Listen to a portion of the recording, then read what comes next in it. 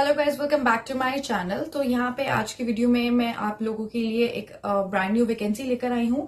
Vacancy है Telangana state level police recruitment board DGP office complex में, जहां पर असिस्टेंट पब्लिक प्रोसिक्यूटर इन तेलंगाना स्टेट प्रोसिक्यूशन सर्विस में वैकेंसी है। टोटल वैकेंसीज है 118, 118 वैकेंसीज है। स्केल ऑफ पे रहेगा आपका 54,000 से लेकर 1,33,000 तक। काफी अच्छा पे स्केल है, तो आप यहाँ पे अप्लाई कर सकते हैं। और सबसे बड़ी अच्छी बात है कि जो असिस्टेंट पब्लिक प्रोसिक्यूटर का जो टाइम फ्रेम रहेगा वो आपके सिविल जज में प्रैक्टिस में ही काउंट होगा।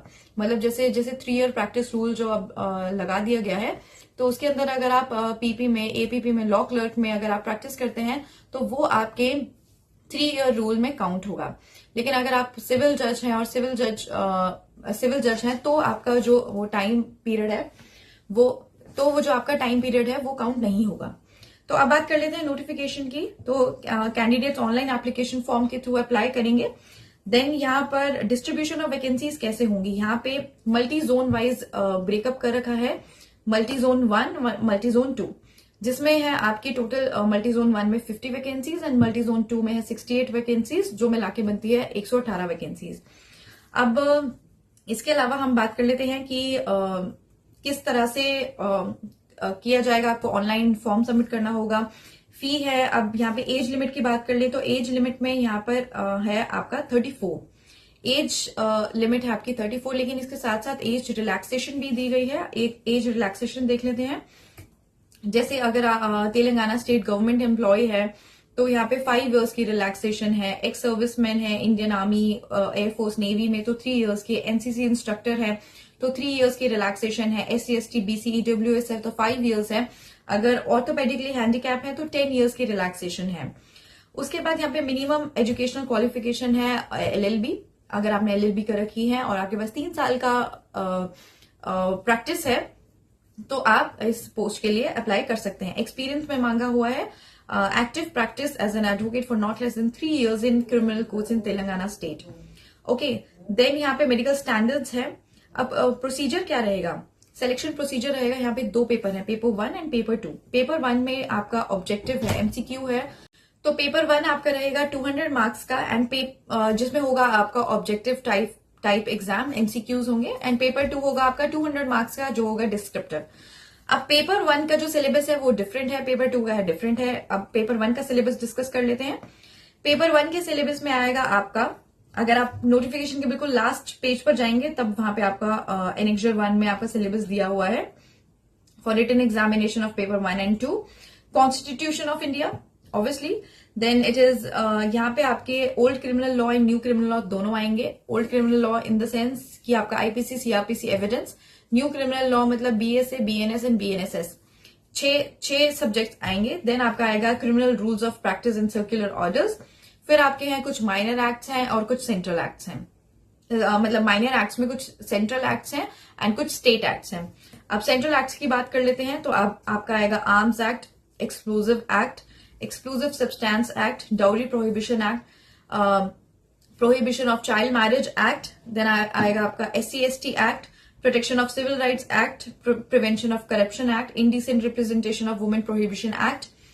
Then it is Immoral Traffic Prevention Act, Juvenile Justice Act, Child and Adolescent Labor Prohibition and Regulation Act, NI Act, IT Act, Right to Information Act, Unlawful Activities Prevention Act, Foreign Contribution Regulation Act.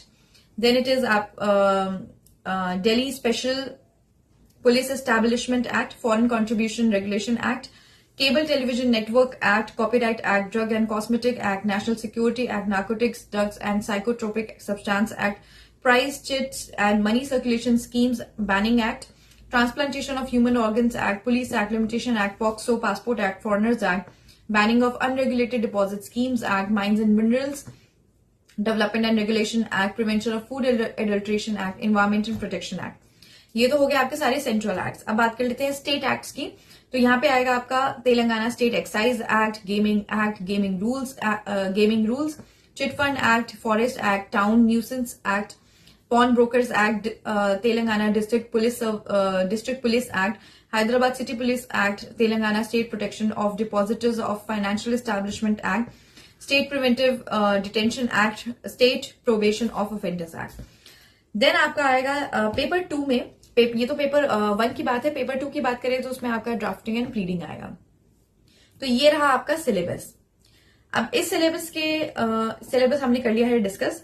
अब यहाँ पे देख लेते हैं कि अगर आप किसी भी कैटेगरी से बिलोंग करते हैं, अगर आप देखें तो अगर आप ईडब्ल्यूएस से बिलोंग करते हैं तो आपको वहां का सर्टिफिकेट चाहिए होगा, ईडब्ल्यूएस का सर्टिफिकेट चाहिए होगा।